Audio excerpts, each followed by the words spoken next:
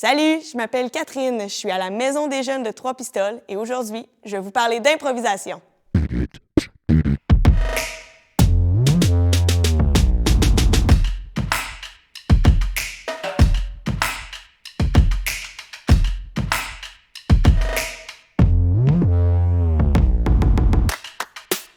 Je fais de l'improvisation depuis maintenant 6 ans. J'ai fait partie de plusieurs ligues d'improvisation et j'ai fait des tournois à Québec, Montréal et j'ai même fait des matchs en Europe.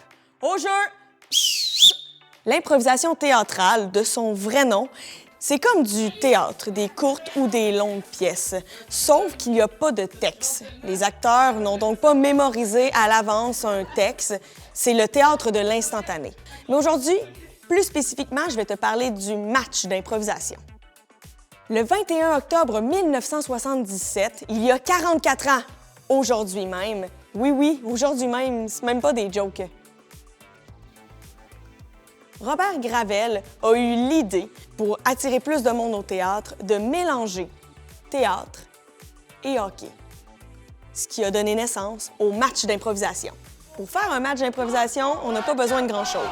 2 équipes de 4 à 6 joueurs, improvisateurs, improvisatrices. On a besoin d'un arbitre qui va nous donner les catégories et autres. On a besoin souvent aussi d'un maître de jeu, donc un animateur, qui va nous dire ce qui se passe, comme un commentateur de hockey. Souvent aussi, sur chaque banc, on a des entraîneurs, donc des gens qui vont aider chaque équipe à se trouver des idées. Et finalement, on peut avoir aussi un musicien et sans oublier le public.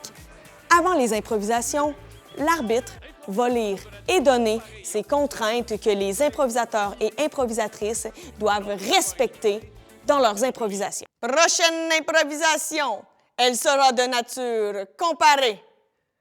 La nature de l'improvisation peut être mixte ou comparée. Une mixte, c'est lorsque chaque équipe envoie un joueur au centre de la patinoire pour bâtir son improvisation. Tandis que la comparée, c'est lorsque chaque équipe, à tour de rôle, bâtit son histoire à sa façon. Votre thème sera l'isolement. Le thème, c'est comme le titre de votre improvisation. C'est comme le titre d'un roman ou d'un film. Il nous dit un peu qu'est-ce qu'on va voir dans votre impro. Faites pas des thèmes trop compliqués ou trop explicites, là. Ma voisine Gisèle a un chat qui s'appelle Alphonse qui s'est sauvé de la maison hier soir et qui est revenu tard la nuit. Il avait mangé la nourriture du chien voisin, mais celui-ci ne l'a jamais vu. De catégorie complètement libre. La catégorie, c'est la contrainte que l'on donne à votre improvisation. Ça peut être chanté, rimé, mimé, il y en a des milliers. Mais la plus fréquente reste la libre. Chanter, rimer, mimer, il y en a des milliers.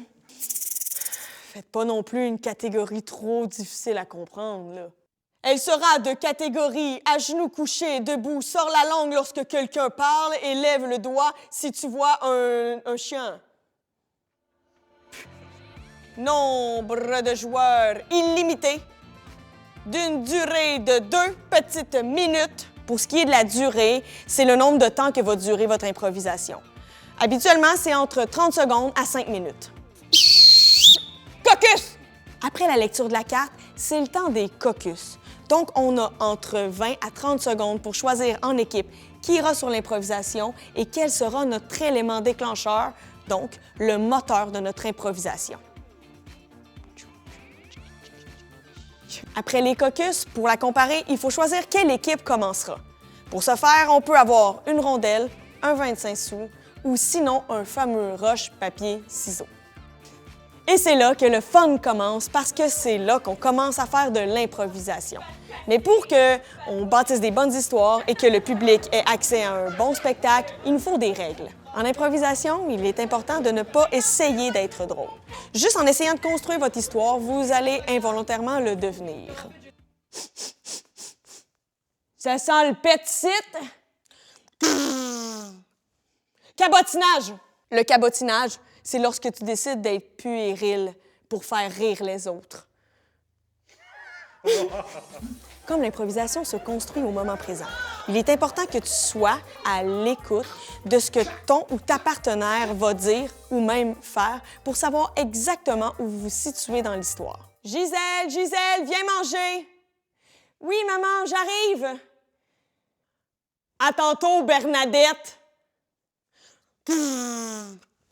Manque d'écoute! Manque d'écoute, c'est lorsqu'un joueur n'a pas écouté son ou sa partenaire et a oublié un nom, une date ou un élément que celui-ci a amené dans l'histoire. En improvisation, le seul accessoire dont tu as droit, c'est ton chandail de joueur, c'est-à-dire souvent un chandail de hockey, et ton imagination.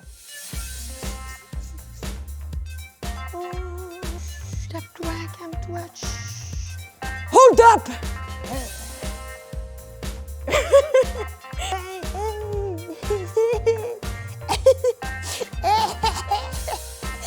Le monsieur Diabolier. Drink. Oui, allô? Accessoire illégal. Accessoire illégal, c'est lorsque tu utilises autre chose que ton chandail de joueur ou ton imagination. Il est important de garder ces histoires simples, c'est-à-dire de ne pas trop mettre de détails et d'ajouter d'autres choses à l'histoire. Ça pourrait la complexifier pour rien. Vaut mieux la garder le plus simple possible. OK, Timmy, si j'ai bien compris, ta mère, c'est ma mère, mais on n'est pas frères, parce qu'il y en avait un autre qui s'est fait enlever par un extraterrestre et cet autre était aussi notre sœur, Sylvie, née au Nicaragua. Confusion. C'est lorsqu'il y a tellement d'éléments à apporter à une histoire qu'on n'y comprend plus rien. Il est important de dire oui. Lorsque ton ou ta partenaire de jeu te dit une information, elle devient donc une vérité dans l'improvisation. C'est au moment présent, tout se passe là. Le public veut voir et non pas savoir. Britney, est-ce qu'on s'en va à New York? Il y a un gros party qui se fait là-bas, puis tout le monde est là-bas, ça va être malade! Oh, non, je resterai ici. Comme ça. Retard de jeu, c'est lorsqu'une histoire n'avance pas, car il n'y a pas d'élément déclencheur. Après l'improvisation, c'est le temps du vote. Le public utilise donc la main ou le poing pour choisir l'improvisation qu'il a préférée. Et si tu veux continuer à te pratiquer, il y a plein d'ateliers qui sont donnés puis plein de jeux auxquels tu peux participer. Juste te rappeler, 3 bons conseils pour toi. Pour faire de l'improvisation, il faut avoir de l'écoute, accepter l'erreur et avoir une attitude positive. Il faut quand même pas oublier que l'improvisation, ça reste un jeu.